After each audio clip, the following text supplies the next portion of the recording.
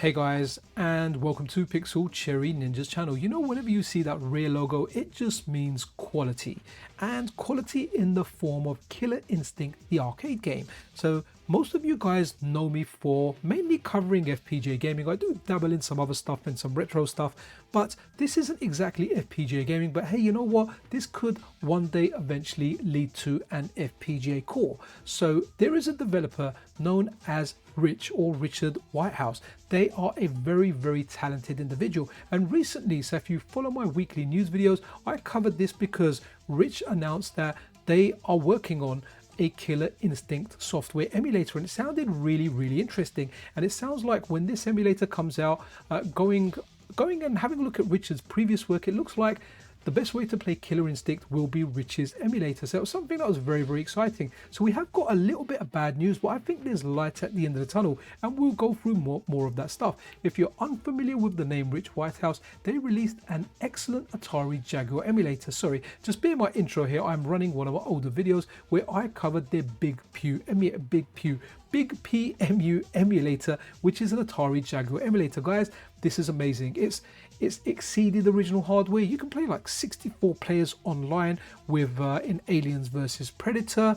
It supports Jaguar CD. Guys, it is an amazing emulator. Now, I'm not a big fan of the Atari Jaguar, but this was definitely very, very fun to check out. So when they say they are working on a Killer Instinct core or an emulator, sorry, not a core, a Killer Instinct emulator. I've just got core in my head because I'm always covering FPGA gaming stuff. We're talking software emulator here. So if they are working on a software emulator, hopefully down the line it can be converted into an FPGA core, but take that with a grain of salt because I am just speculating here. The purpose of this video, above and beyond everything else, is to raise awareness to the Killer Instinct software emulator and a hurdle that the developer is facing and how you can help. Because hey, we are a niche community. We're all older guys that are trying to relive our childhood by having the best recreations of the games that we so loved.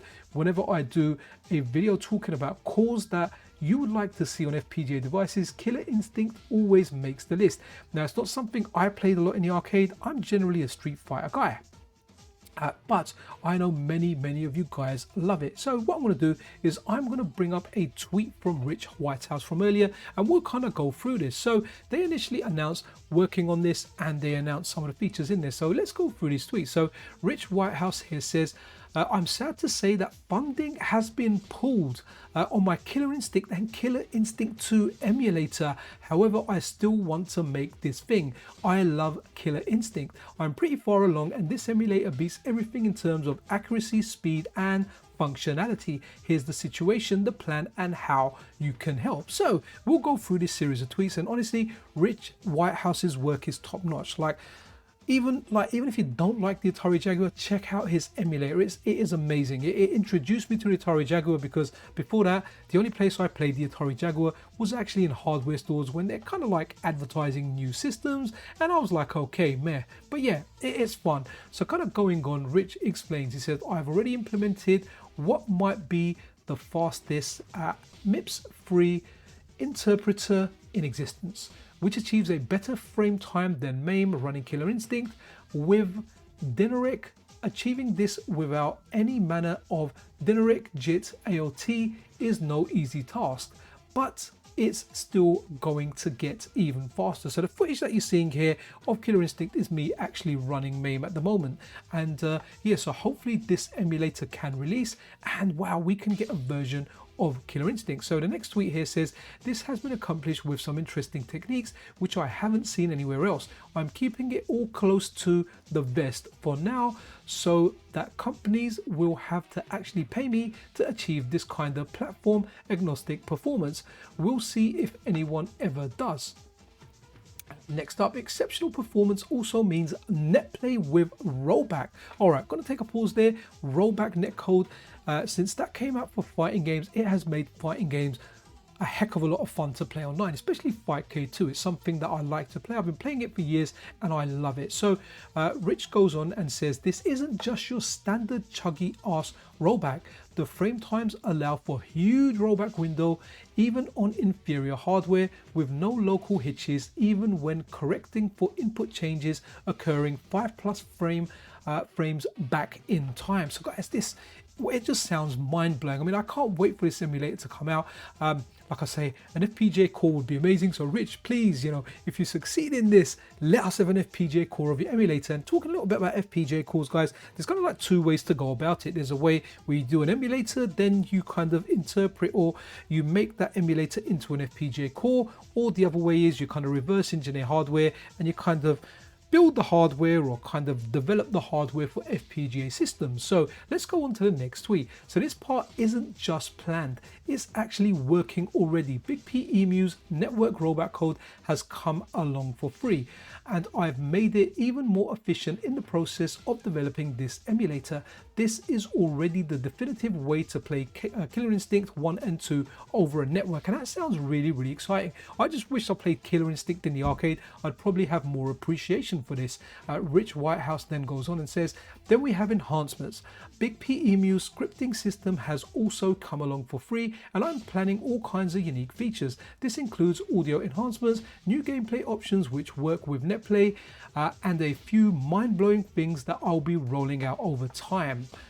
Next up, this is why I really want to finish this thing. Losing funding was a big blow financially, and I haven't found anything to fill the gap. If you want this thing to exist, or if you appreciate my other work, I could use your support on Patreon, and there's a link in the end. I'll also leave a link to Rich Whitehouse's Patreon in the description if you're interested in this or any other of Rich's works. I'm pretty sure Rich supplies early kind of beta builds to his Patreon, so if you kind of potentially want to get involved in testing and you want early access, then yeah, consider supporting him on Patreon, especially if you're like a Killer Instinct guy, man. So the client who'd agreed to license this emulator, indirectly funding its creation, ended up attaching more work to the contract. They wouldn't move forward with the emulator by itself and wouldn't pay more than around 25 to 50% of the industry standard rate for extra work, right?